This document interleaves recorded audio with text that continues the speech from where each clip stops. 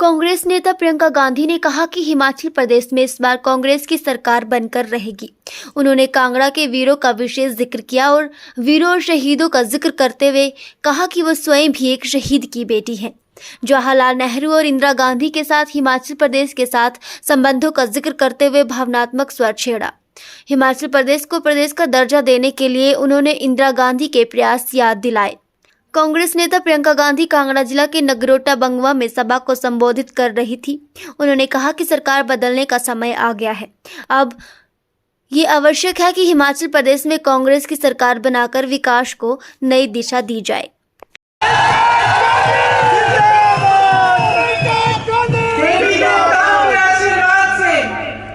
आप हिमाचल की जनता, हिमाचल के मेरे बहन, मेरे भाई, मेरी माताएं, आप असंभव को संभव कर सकते हैं।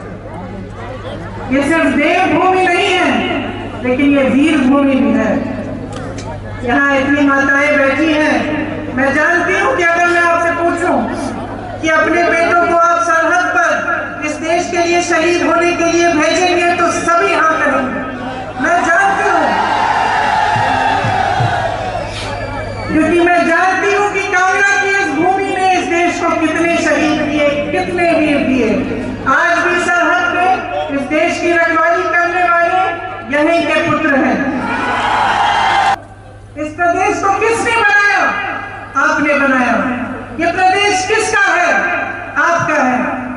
आपको मालूम होगा जब इंदिरा जी ने ये ऐलान किया कि हिमाचल प्रदेश बनेगा, तो पूरी दुनिया ने उनको देख के बोला कि ये देखिए प्रदेश बना रही है, ये प्रदेश चल नहीं पाएगा, इसके लिए पैसे नहीं होंगे, इसकी अर्थव्यवस्था ठप हो जाएगी। लेकिन यहाँ के कर्मचारियों ने, यहाँ के युवाओं ने अपनी मेहनत से, यहाँ की माताओं ने, बहनों ने अपनी मेहनत से ये प्रदेश बनाया कि चुनाव का समय आ गया। और चुनाव के समय तमाम नेता, तमाम पार्टियों के लोग आपके सामने आएंगे, सब अच्छी अच्छी बातें बोलेंगे, लेकिन जब तक आप जागरूक नहीं बनेंगे, जब तक आप अपने प्रदेश को यहाँ दिल में रखकर अपना वोट नहीं देंगे, तब तक आप सही निर्णय नहीं कर पाएंगे। कुछ लोग हैं जिसमें एक दूसरे तरह का जज्बा होता है, अहंकार का, अपने स्वार्थ को साधने का। अगर आप पिछले 5 सालों की कहानी देखेंगे हिमाचल की, तो आपको ये बात अच्छी तरह से समझ में आएगी।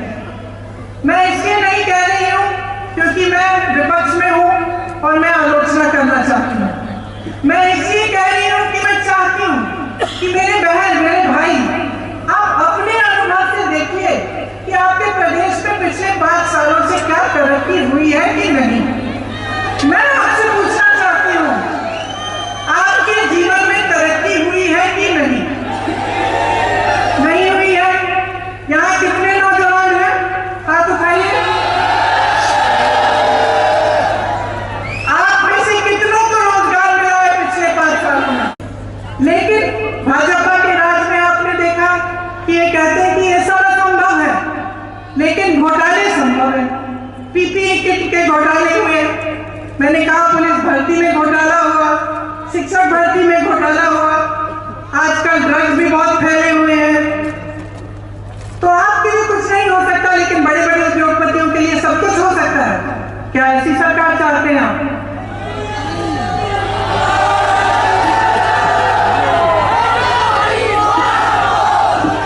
आपको मालूम है कि पहले जो फिक्स कोटा होता था, वहां से यहाँ लगभग 4000 युवा हिमाचल से सेना में जाते थे। अब नए नियमों से मात्र 400 या 500 जा पाएंगे। उसमें से 75% 4 साल बाद सेना से बाहर हो जाएंगे। इसलिए बहुत जरूरी है कि आप समझें कि ये लोग क्या कर रहे हैं, इनकी नीयत क्या है। कांग्रेस पार्टी इस चुनाव में कुछ गारंटी लेके आई है।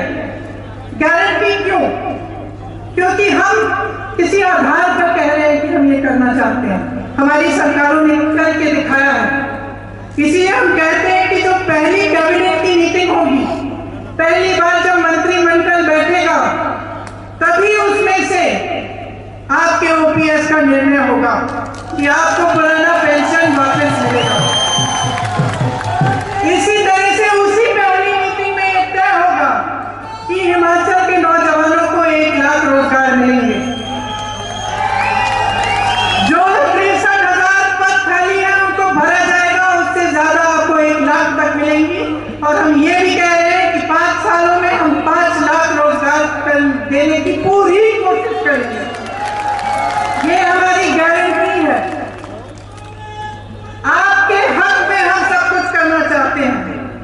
हम कह रहे हैं कि इसके साथ साथ जो मेरी बहनें यहाँ बैठी हैं, जो दिन रात मेहनत करती हैं, कभी कभी मैं जानती हूँ कि ये मेहनत पहचानी नहीं जाती। मैं जानती हूँ कि घर का भी काम आपको करना पड़ता है और बाहर भी काम आपको करना पड़ता है, और घर में बच्चों की परवरिश भी करनी पड़ती है, गृहस्थी संभालनी पड़ती है। मैं जानती हूँ कि आप पर कितना बोझ है, और क्योंकि हम इस बोझ को पहचानते हैं, इसलिए कांग्रेस पार्टी हर महिला को 1500 रुपए प्रति माह देना चाहती है, मदद करने के लिए। इस योजना को हम हर घर लक्ष्मी योजना कह रहे हैं। आपने इसके बारे में अगर सुना नहीं है तो पढ़िए जरूर और इसके बारे में जानकारी लीजिए। इसके साथ साथ हर विधानसभा में हम 4 इंग्लिश मीडियम की पाठशालाएं बनाना चाहते हैं। ड्रग्स से हम लड़ेंगे।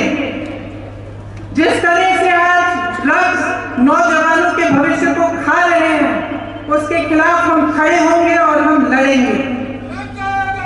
केंद्र में जब हमारी सरकार बनेगी, तब ये अग्निवीर की स्कीम हम वापस से देंगे, इसको रद्द करवाएंगे।